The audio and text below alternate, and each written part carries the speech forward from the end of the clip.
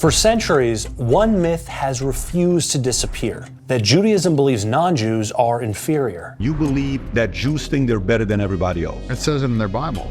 The Talmud states that Jews are the chosen people, and all non-Jews are goyim, here to serve them. The problem is the Jewish God did not give two about anyone except the Israelites. On the surface, some evidence seems to back this up. For centuries, Jews have lived in their own insular communities, following different rules, even a different calendar, living separate lives.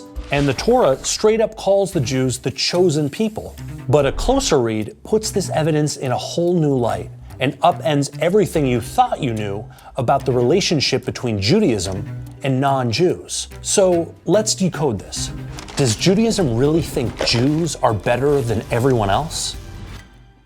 The claim that Judaism considers Jews superior to non-Jews isn't new. It's been used to justify Jewish persecution and oppression for hundreds of years. And, at first glance, this claim seems to make sense. Jewish communities can appear closed off, giving the impression that Jews are elitist. A seemingly obvious proof point of all of this is that the Torah describes Jews as God's chosen people. Because doesn't being chosen imply being better? When you're choosing something, you pick the best, right? The ripest mango at the grocery store, the prime seat at the movie theater, the smartest person for your trivia team. But in Jewish thought, chosen carries a different connotation. Being chosen doesn't confer superiority, it confers responsibility. Jewish people were chosen not for privilege, but for purpose, tasked with bringing holiness, justice, and compassion into the world.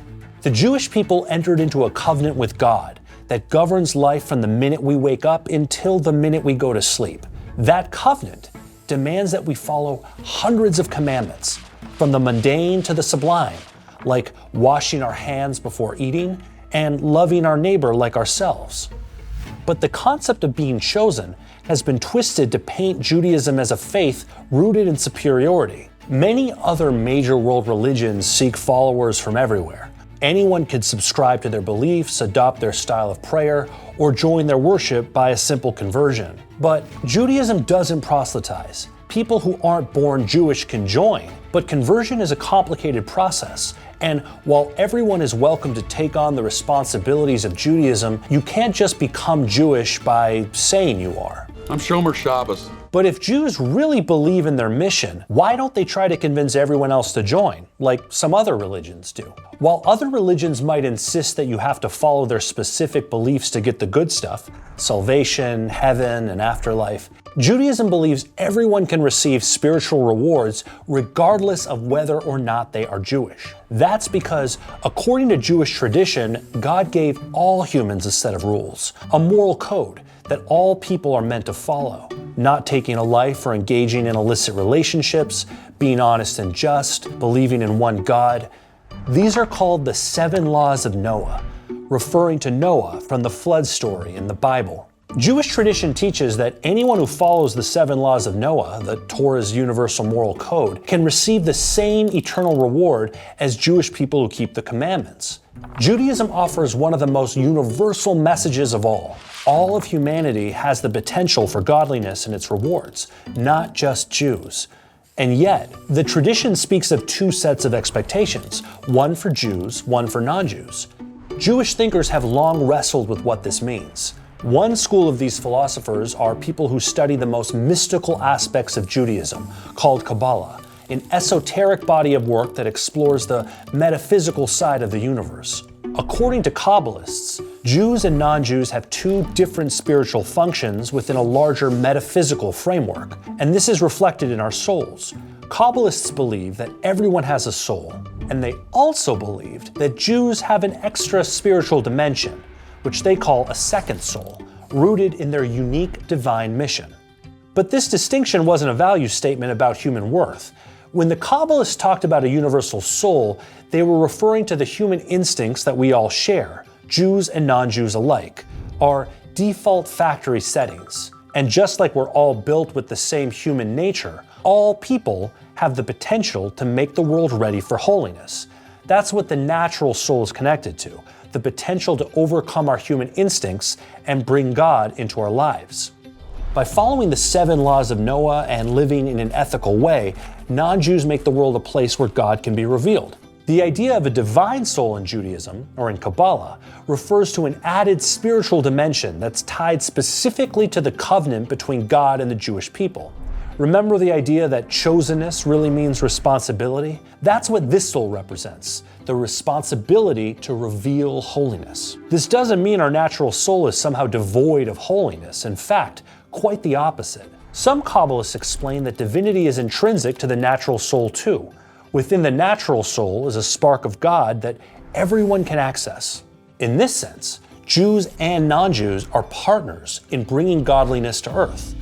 The world needs both of us. Our roles are complementary, but we're both essential. But if this discussion of 2 different souls for 2 different roles doesn't quite speak to you, don't worry. Ever hear the expression 2 Jews, 3 opinions? Other Jewish thinkers rejected the binary, like Rabbeinu Bachya ibn Bakuda. He was an 11th century philosopher who wrote the book on it, literally. He described every person as possessing a God-given light of reason. This light of reason is our power of thought and rationality. It's what makes us different from animals. Humans all have a rational soul that's a conduit to God. When we examine the world and we come to know God, it's our rational souls that are doing that work. In this sense, Jews and non-Jews have equal potential for achieving godliness. The 12th century thinker Maimonides also disagreed with the Kabbalistic differentiation between souls. Instead, he believed that all people have equal spiritual potential. Any person who seeks out God and worships God would be considered deeply holy, whether they're Jewish or not. Maimonides envisioned Jews and non-Jews on different paths towards the same destination. Jews with their 613 commandments, and non-Jews with the 7 laws of Noah. But both paths get us to the same place: holiness and godliness. All of these philosophers, Kabbalists, and Rabbeinu Bachya and Maimonides believed in the same fundamental idea, that we're all able to achieve spiritual growth. Judaism believes everyone has the capability and even the obligation to pursue spirituality and God. Spirituality in Judaism isn't just a matter of what's in your head. It's about how you behave. Judaism has a long list of rules for how Jews must treat non-Jews, rules that are drawn from the Torah and recorded in the Talmud.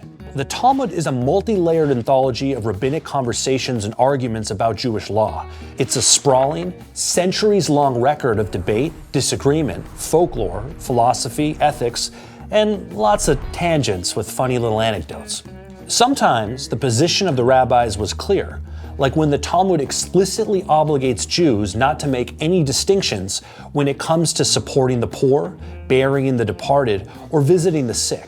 Religion doesn't matter when someone needs help or when it comes to having integrity and being honest. Other times, what the rabbis of the Talmud thought was murkier. The Talmud records endless back and forths of rabbis disagreeing with each other. And if you look hard enough, you'll find some statements in the Talmud that do seem to suggest one rule for me and another for thee. Are these universal positions held by all the rabbis, or are they just irrelevant sides of a conversation? Like when it comes to tort law, also known as the rule of damages. According to the rabbinic discussion in the Talmud, Jews don't have to compensate non-Jews for damage to their property. But non-Jews do have to cough up the cash for damage to Jewish property. Excuse me? As ever, it's not exactly what it seems. Here, the rabbis of the Talmud are discussing a tricky historical situation in which Jews living in the diaspora had no legal protection in non-Jewish courts. So, the Talmud gives Jews permission to fight fire with fire. In other words, if Jews can't get any compensation from non-Jews, then the Talmud gives Jews a pass on paying damages. This is a really specific scenario that generally doesn't apply at all in our modern world. In actuality, practical application of Jewish law requires Jews to pay damages to non-Jews. There's absolutely no distinction made between Jews and non-Jews when it comes to restitution for damages. But it's not the only example of a rather hair-raising statement made by rabbis in the Talmud. It can seem like Jews are given carte blanche to be prejudiced towards non-Jews. Sometimes, the severity toward non-Jews is a response to periods of intense Jewish persecution. Sometimes the rabbis are expressing minority opinions that are rejected by mainstream Jewish law. Taking these specific quotes out of context gives you only a fraction of the story. But what about the rules that are clearly stated? After all, Jewish law does seem to set Jews apart from their non-Jewish neighbors. Jews aren't supposed to marry outside the faith, and the laws of kosher food can make it difficult to eat together. On their face, these rules can feel discriminatory, kind of like separate but equal. But these laws aren't about bigotry or intolerance. They're about connection and continuity. These rules are all about keeping the Jewish people linked to one another, connected, prepared to build Jewish families and a Jewish future. Consider this.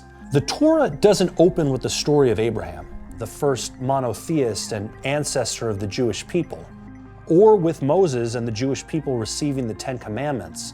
In fact, the Torah doesn't start by talking about the roots of the Jewish people at all. It starts instead with Adam, the first person, the father of all humanity, who the Torah tells us is created in God's image. Judaism interprets this to mean that all people possess dignity, holiness, potential.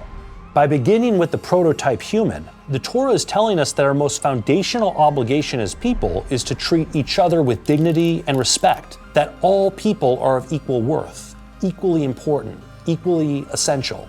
To teach us that encountering another human is like holding up a mirror to God. Judaism isn't about a binary of us or them. It's about seeing godliness in everyone, holiness in everyone, potential in everyone. Judaism is about humanity, and nothing is more universal than that.